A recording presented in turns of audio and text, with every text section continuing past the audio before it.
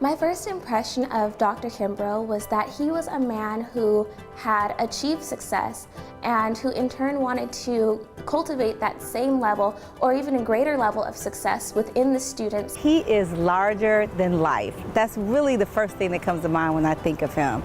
He comes in the room and he just lights the room up. He engages everyone. His voice is so large and booming, you have to stop and take note.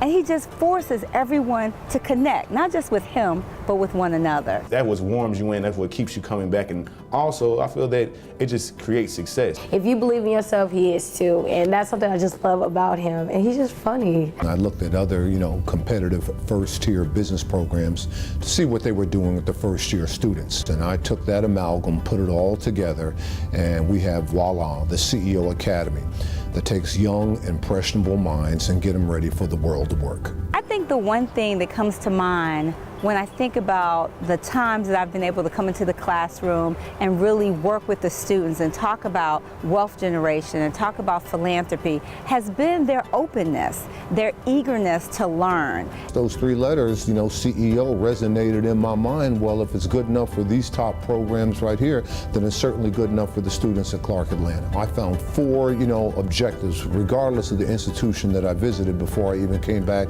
and set the first brick and stone to CEO Academy. I mean, they teach their kids, number one, to dream big dreams, develop a passion, a dream, something that they desperately wanted to accomplish in life. Number two, they teach their students to be inner-directed versus outer-directed. Don't care about what people say or criticize. Take the risk, jump out there, try it, chase your dream, believe in yourself when no one else will.